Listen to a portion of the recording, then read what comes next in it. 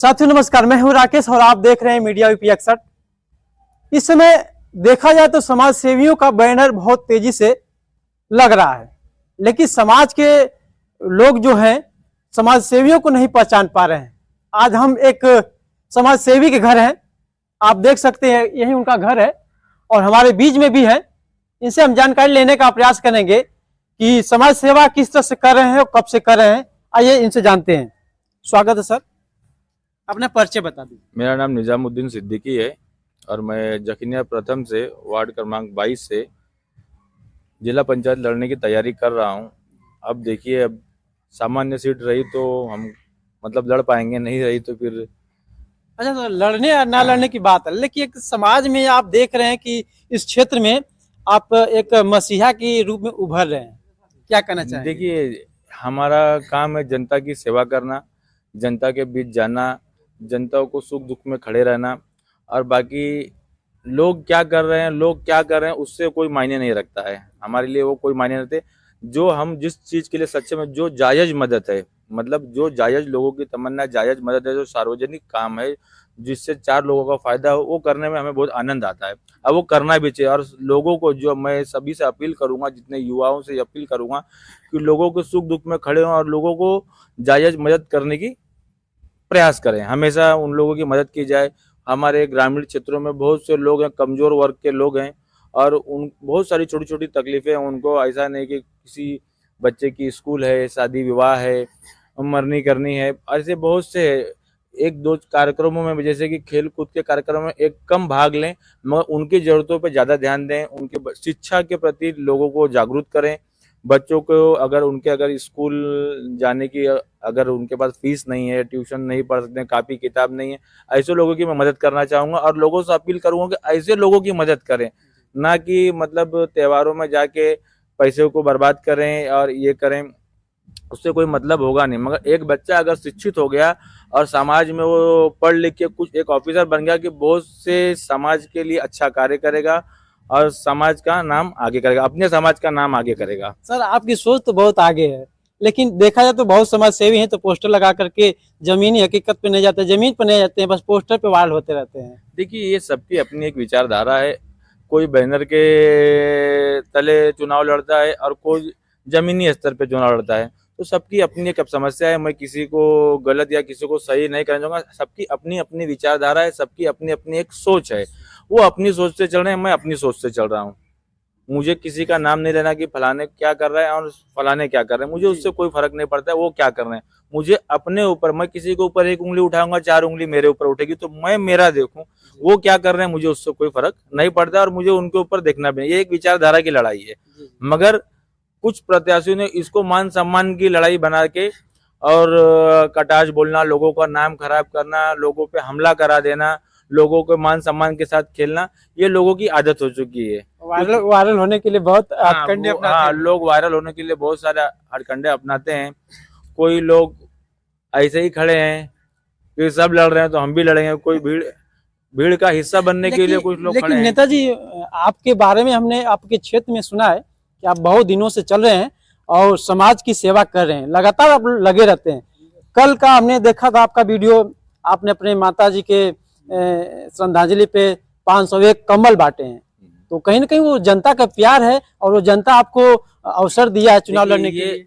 जनता को हमने जो कंबल बांटा है, एक ये आशीर्वाद के लिए, इससे चुनावी कोई मतलब नहीं है। एक सेवा भाव से, मेरे माताजी के 10वें के अवसर पे एक सेवा भाव से बांटा गया है। इससे चुनाव से कोई लेना देना नहीं है।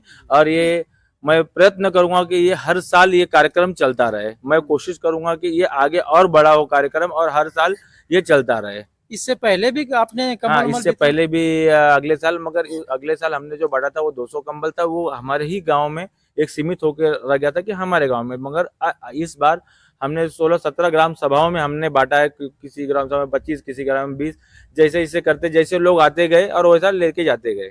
उसमें और ऐसा कार्यक्रम करने का विचार है भविष्य में? देखिए, अभी मेडिकल कैंप वगैरह लगाने का जैसे विचार चल रहा है। जैसे कि अनुष्का नेत्र क्लिनिक से बात हुई थी हमारी के कैंप लगाने के लिए, तो उनसे ये बात चल रही थी।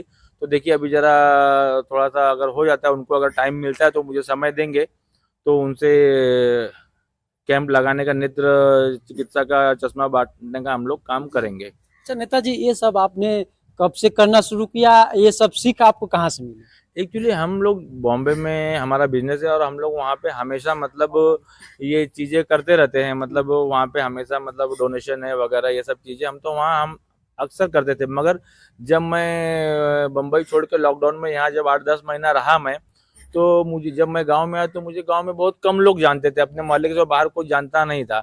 तो हमने तो यार जब हम लोग काम करके या कमा के 2 पैसा कमा के और हमारे गांव मोहल्ले में हमको कोई अगर नहीं जाने तो ये जीवन भी कोई जीवन है, ये जीवन भी कोई जीवन है।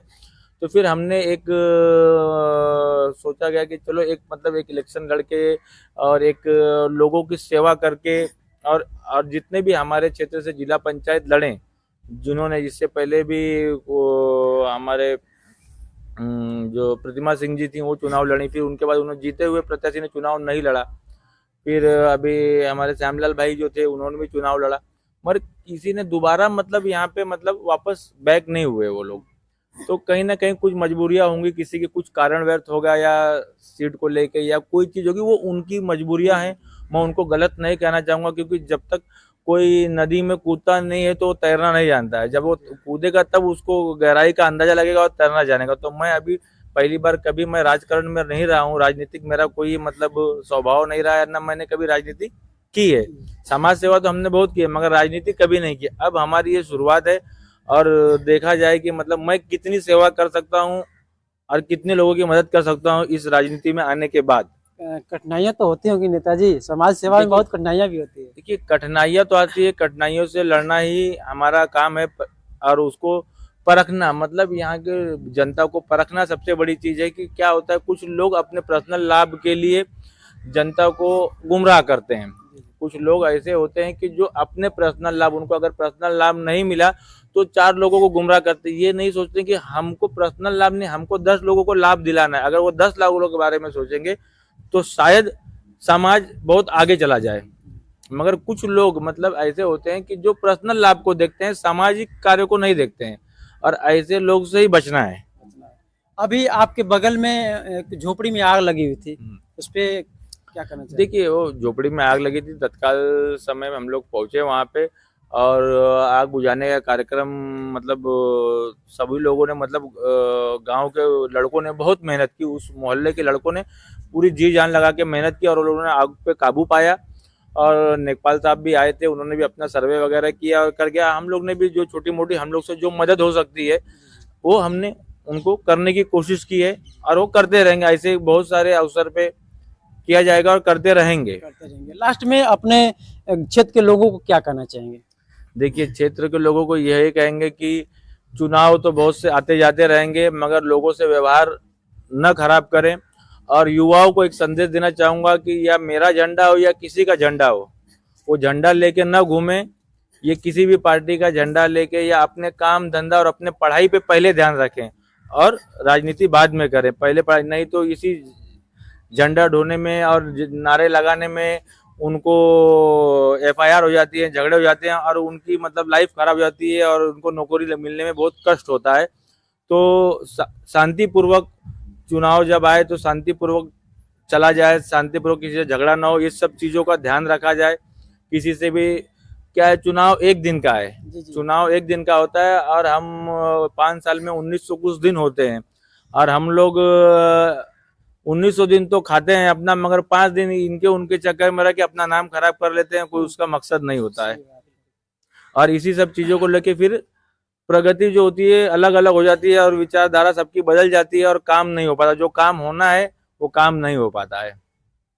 दोस्तों आप देख सकते हैं निजाम सिद्दीकी मानी निजाम सिद्दीकी जी हैं और समाज में अपनी पैठ बनाए हुए हैं। लोग इनको मसीहा के रूप में देख रहे हैं क्योंकि वह हर किसी के दुख सुख में शामिल होकर के अपने स्तर से जो भी सहयोग करना होता है सहयोग कर रहे हैं और आपके क्षेत्र में जा रहे हैं, आपके द्वार पे जा रहे हैं आशीर्वाद मांगने के लिए। तो ये जरूर आप लोग आशीर्वाद दीजिए। बस वीडियो बस इतना ही, मिलते हैं अगली वीडियो में, तब तक के लिए जय हिंद जय भारत।